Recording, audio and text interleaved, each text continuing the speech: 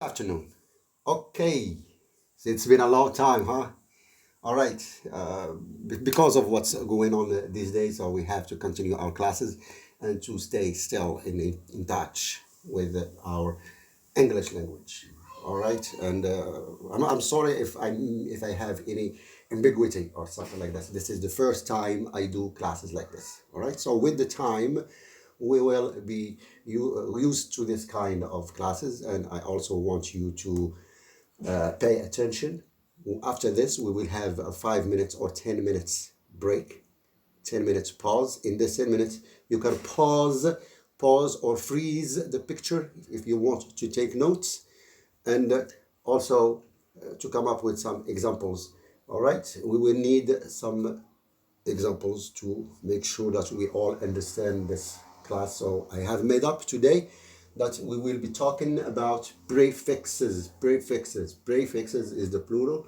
Prefix is a letter that combine to another word to come up with a new meaning, a new word, a different word with different meaning. We have pre and fix. Pre, it means before. Here, pre is also a prefix. Pre is also a prefix, and I said it means. So we will be talking about the meaning of prefixes. It will help you if you know the base, you know the meaning of the prefix, then you know altogether the word composed or the word that consists of a prefix and the base. So it's easy for you when you read or when you write and you come across, you encounter a word that you don't know the meaning. And this is one of the best ways to cut words, to cut some words. All right. Okay. We will have the 6 basic prefixes. Then we will be talking about others. To tell you the truth, you cannot, there are hundreds of prefixes. All right, so it's prefix before the base. What comes after the prefix is, we call it the base or the stem. You don't need to use that word, so we will stay with the base. And as I told you, we will go with, I'm trying to go fast. Okay, so we try to go with 6 basic prefixes, then we get to the other examples. Number 1, come. Number 2, in. Number 3, add. Number 4, sub. And number 5 is sin. Number 6 is ab. Okay, so number 1, come. Come means with, together. So when they come up together, so we have a new word. All right, so if we have the word unity, it means united, together, all that. If we add, let me use a different color. If we use the prefix here, so we come up with community. Also, it's a unity that live together. A unity that lives together. All right, so with this 2 parts of this word, we come up with one word here. So we had one word, and the prefix together, they give a new word, which means the community or mass of people living together, neighborhood, so the society or anything, something like this. All right, let's take a word, promise. Oh, this is a verb, promise. All right, if you promise something, I promise something. Okay, if we want to promise things together, you promise me something and I promise you something, together we agree on one thing. If we add come, okay, here I want you to pay attention. Remember, first I said promise, but one word, it becomes compromise. Compromise, it means we both agree on one thing. All right, let's take number 2. In means not or into. In means not and into, and as you will see, we will have some other prefixes that they have the same meaning, but they don't work for the same base. And let's say, for example, in or anti, they mean against or not the same, but they don't work with the same base. For example, we will see some examples later on. Here, sufficient. Sufficient means enough. Sufficient here means enough. All right? We go to opposite. Not enough. Not enough. Not enough. So the meaning of not as a prefix, we say we use insufficient. So now we know we have a new word, sufficient. We combine these two and we have a new word. Insufficient, it means not enough. Sufficient means enough. Insufficient means not enough. Capable. Capable, you know what is capable. It's like in French language. Capable, it means you are able to. You have the ability to do something.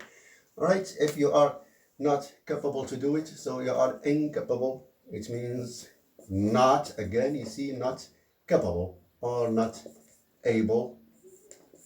Also, we can use unable if we want to add another prefix that we will see later on. Number 3, add. Add, it means to or toward. Toward or add. Add or toward. Here we have a verb and we go toward the verb. What we get? We get adverb. Adverb, we know, we saw in the previous lesson that adverb is a grammatical figure of speech or a part of speech that we use to describe a verb. An adverb describes a verb. We remember this. All right, here, just, if we have something just, it means right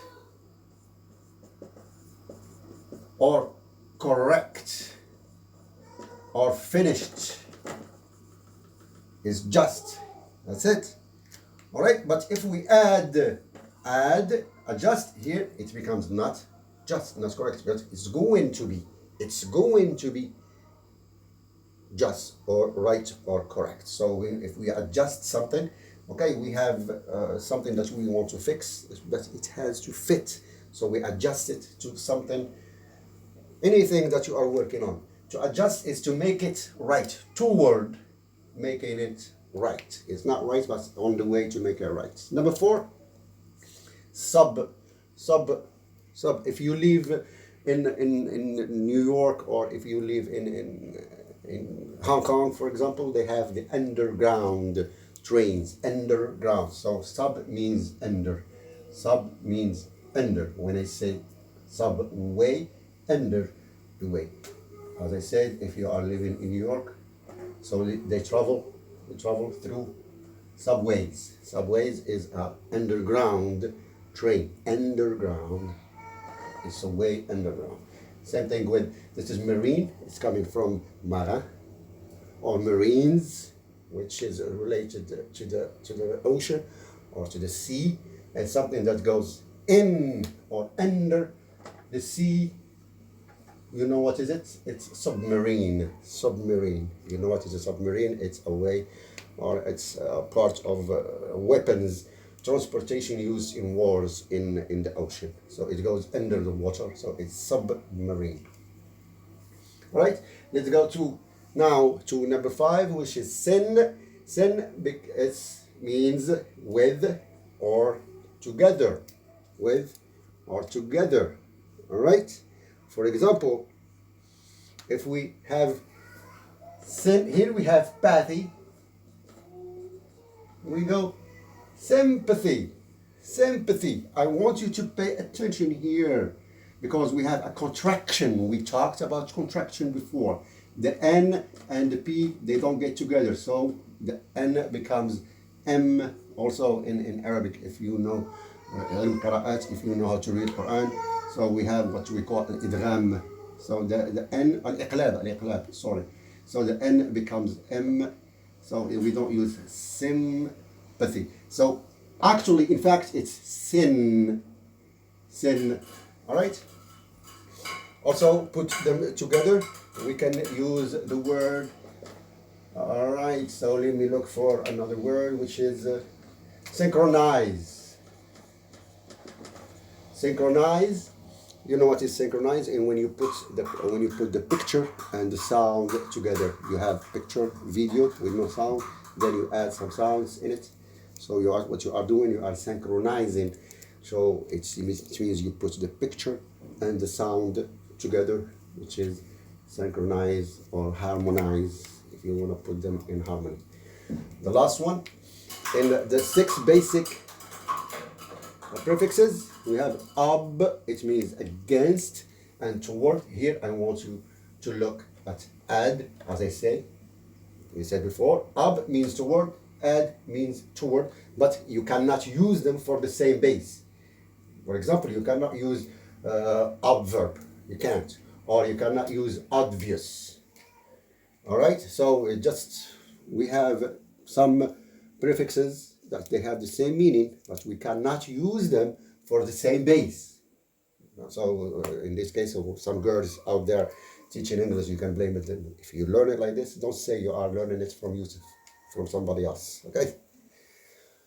All right, so this here, it's coming from vision, or the view, or what you can see. That's why if we go like obvious, it becomes something that everyone can see. It's obvious, it's clear.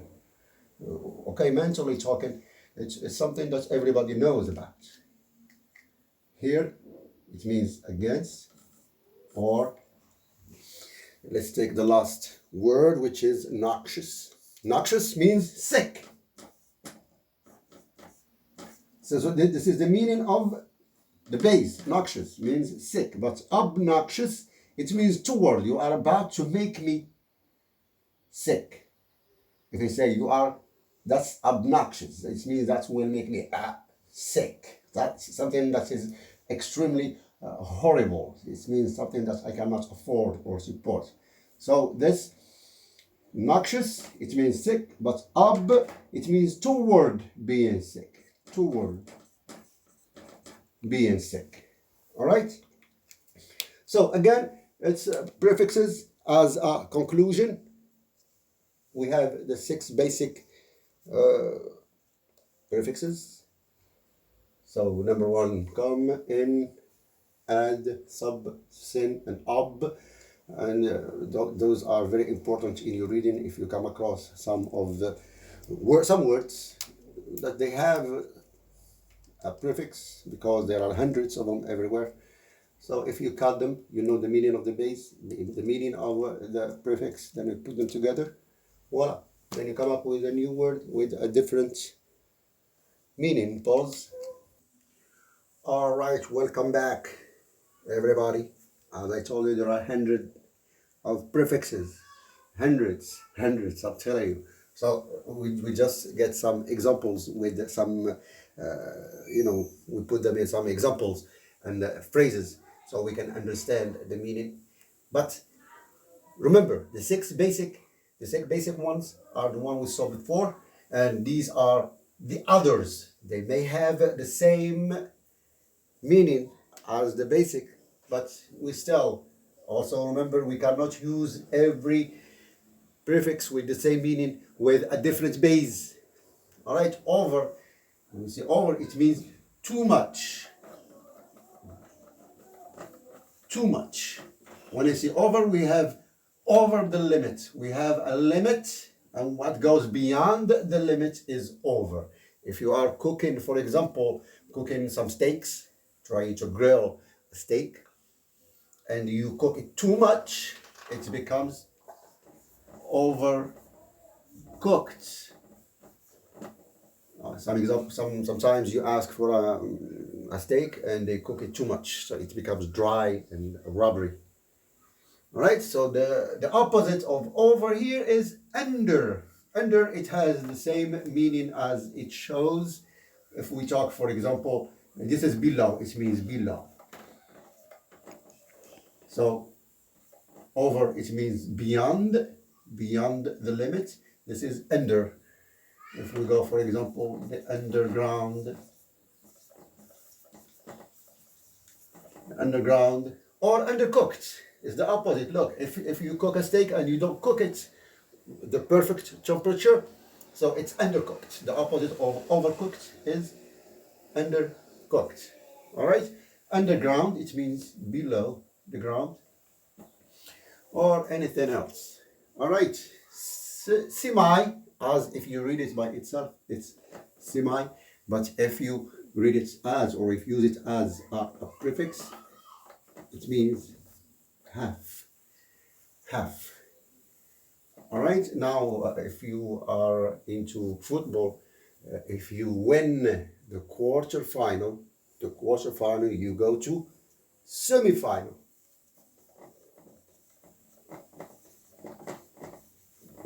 So it means half of the final. So you have one game to get to the final. Okay, remember when we talked in vowels, we talked about U and Y. U and Y, and we say that they are semi-vowel, or we can call it semi-consonants. Semi-vowel, semi-consonants. Okay, excuse my writing. I have a small board here, but we have just to deal with it and to do what we have to do. Okay, here, semi-vowel, semi-consonant. Omo means same. Same. I don't know. Okay, so some examples. Okay, if we talked about homophones, remember? Homophones. What does it mean? Homophones here, it means the same sound. The same sound. So when we say homophones, this is also in, we saw this before, which is if we have some words, they sound alike. They sound alike. So here I give you a quick example. If we get, for example, they, there, for example, like this, there, or there, or there. Okay, all these are homophones because they all sound the same. They have the same sound. Homophones. All right.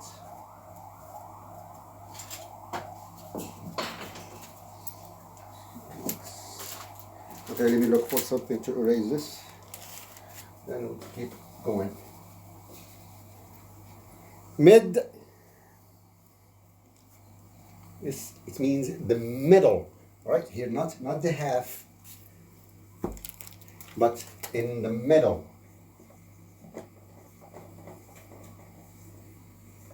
Or in between two things. If we're talking about a thing, one thing. So okay, if we talk about the day, right? 12 o'clock.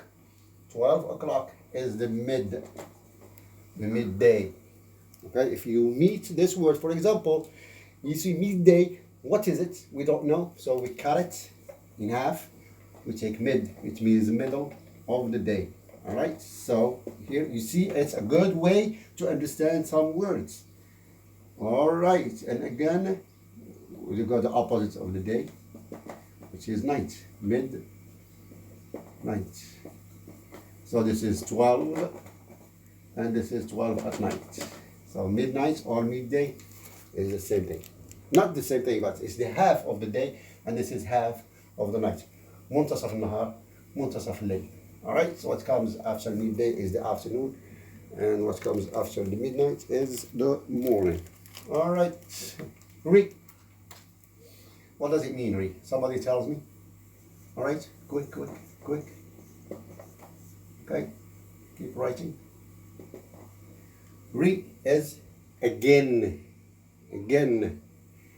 Okay, I'm hoping that I don't make a mistake, so I don't redo this video. Or let's see, a turn. If you go a turn, then a return. So this is a turn and this is return. So returning is also, which means one more time, review.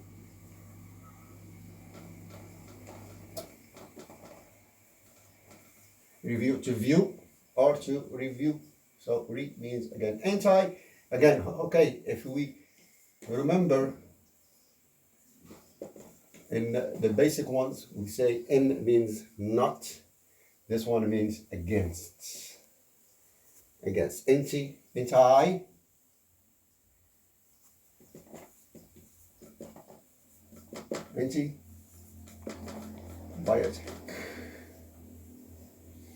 Biotics. Antibiotics. All right. For example, if you don't know how to write it, you cut it. Anti means against, and biotic are the live corpse, the small cells that fights, that your corpse, your body fights against the external, like as we are talking about in a virus or corona, any kind of viruses, when they come inside the body. So you need these antibiotics that you have in your body. Also there are many other. This is para, it means against. Okay, you see here, as we said before, they have the same meaning, but we cannot use them with the same base. It means we cannot use. Okay, I will give you an example. It means parachute.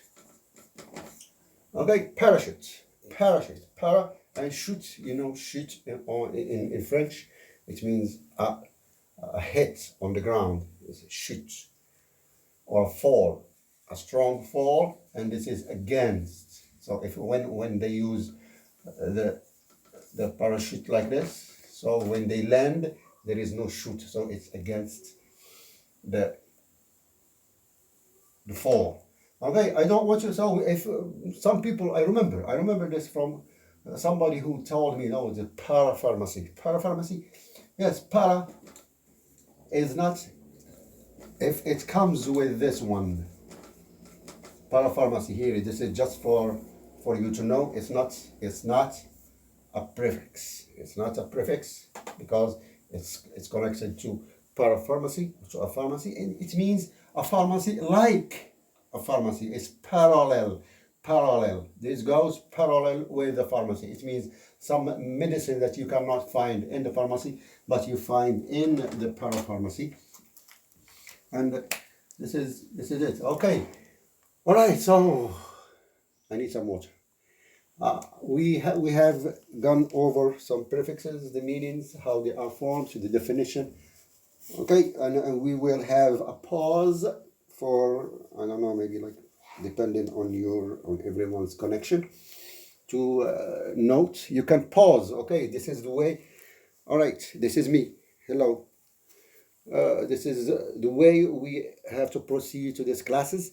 I want you at any time to freeze the picture, freeze it or pause it. Pause and freeze the picture and take notes. Also, in this pause that we have 10 minutes, maybe 10 minutes. And in this 10 minutes, I want you to take those notes and give me some examples.